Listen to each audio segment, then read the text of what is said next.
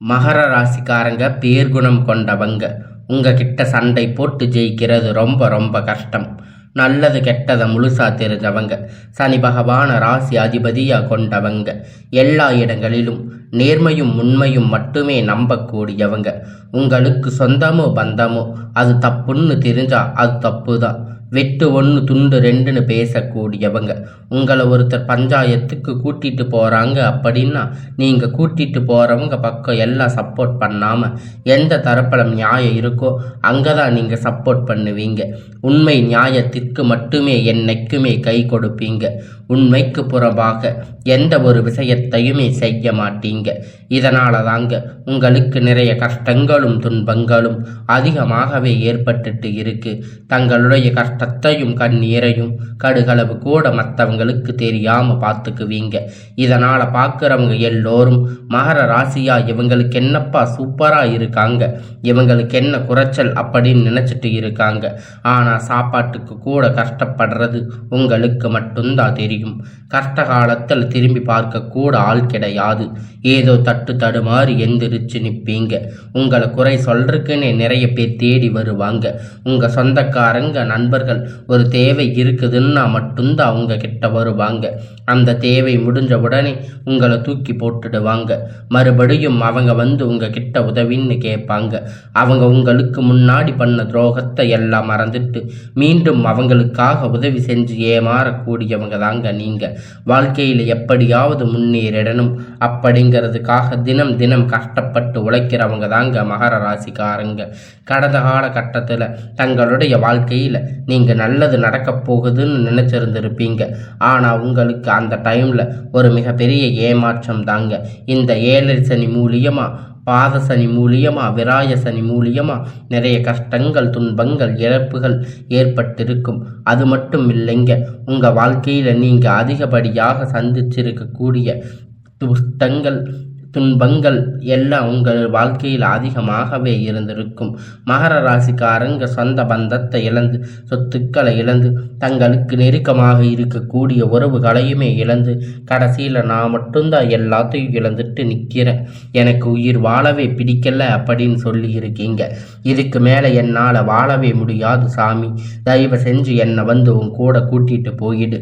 நான் எவ்வளவு கஷ்டப்பட்டதுக்கு அப்புறமும் எனக்கு வாழ்க்கையில் வாழணுங்கிற எண்ணம் சுத்தமாக போயிடுச்சு. உங்க மனசுல கவலையும் துன்பமும் தாங்க அதிகமாக இருக்கு. நீங்க செய்யக்கூடிய ஒவ்வொரு விஷயத்தையுமே தடுப்பதற்கு, உங்களை அவமானப்படுத்துவதற்கு இங்க நிறைய நபர்கள் வந்து முயற்சி பண்ணிட்டு இருக்காங்க. இது எல்லாமே தெரிஞ்சுமே கூட நீங்கள் என்னமோ பண்ணுங்க, எனக்கு என்ன வந்துச்சு அப்படின்னு தன்னுடைய வேலையை மட்டுமே என்னைக்குமே குறிக்கோளாக இருக்கிறவங்க தாங்க நீங்கள். ஏன் எனக்கு மட்டும் இவ்வளவு கஷ்டம் வருது, என்னோட வாழ்க்கையில் யாருக்கும் கெடுதலையோ கஷ்டத்தையோ துன்பத்தையோ கொடுத்ததில்லையே, ஏன் எனக்கு மட்டும் இந்த மாதிரி எல்லாம் நடக்குது அப்படின்னு தான் பெரும்பாலான நபர்கள் வந்து சொல்லிட்டு இருக்கீங்க. உங்களுக்கு பிரச்சனைங்கிறது வரும், அது கொஞ்ச நாள் இருக்கும், அதுக்கப்புறம் அந்த பிரச்சனையா சரியாகிடும்.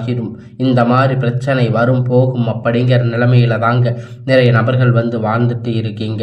நீங்க என்னதான் பிரச்சனையை தவிர்த்தாலும் ஏதாவது ஒரு சூழ்நிலையில உங்களை நோக்கி பிரச்சனையும் கஷ்டமும் வந்துட்டு தாங்க இருக்கு. ஆனா இனி வரக்கூடிய நாட்கள்ல உங்களுக்கு எப்படிப்பட்ட நன்மை நடக்க போகுது அப்படிங்கிறத தாங்க இந்த பதிவில் நம்ம முழுசா பார்க்க போறோம். கடந்த காலகட்டத்தில் 5 வருடங்களாக பார்த்தீங்கன்னா ஒரு மிகப்பெரிய மோசமான ஒரு நரக வாழ்க்கையை தாங்க வாழ்ந்துட்டு இருந்திருக்கீங்க இந்த மகர ராசிக்காரங்க.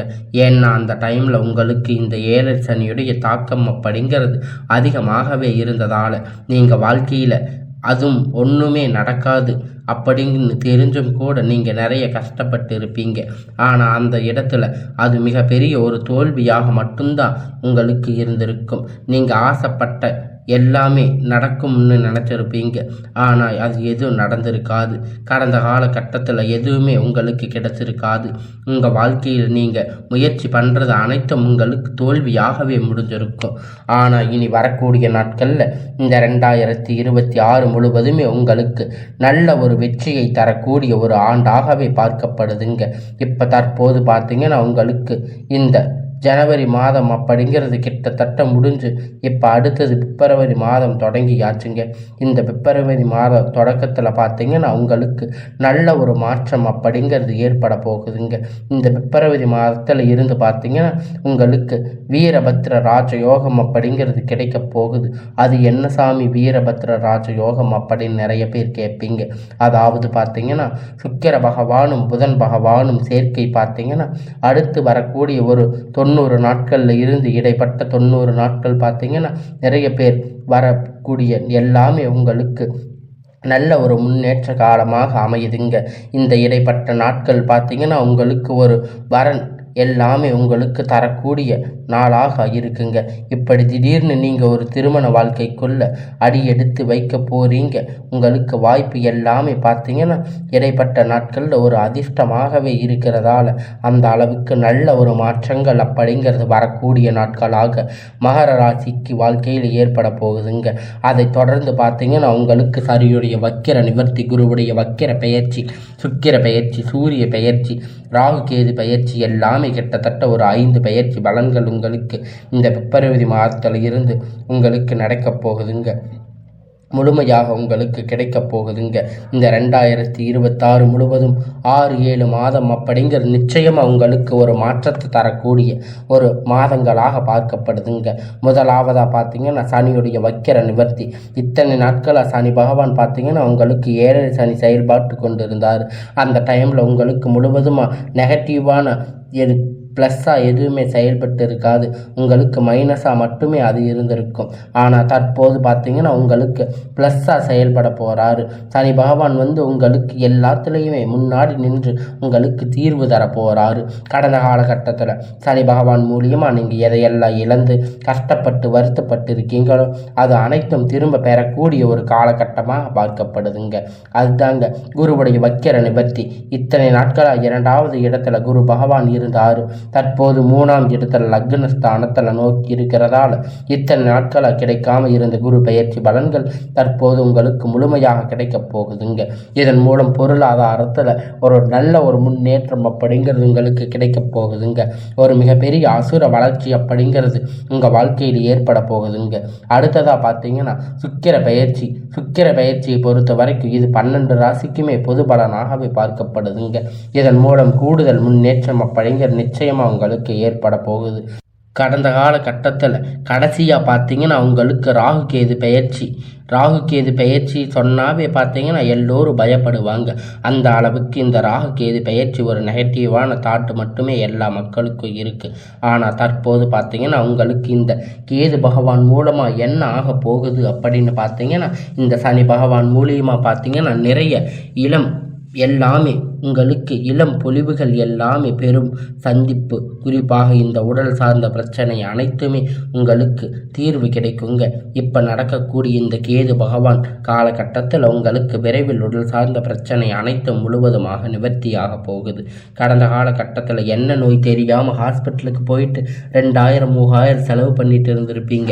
இந்த மாதிரி பிரச்சனை அனைத்தும் உங்களுக்கு இப்பொழுது முழுவதுமாக நிவர்த்தியாக போகுது. நல்ல ஒரு முன்னேற்றம் இந்த நாட்களில் வரக்கூடிய ஒரு 6 மாத காலகட்டம் அப்படிங்கிறது உங்களுக்கு நிச்சயமாக எல்லாமே நல்லதாக நடக்குங்க.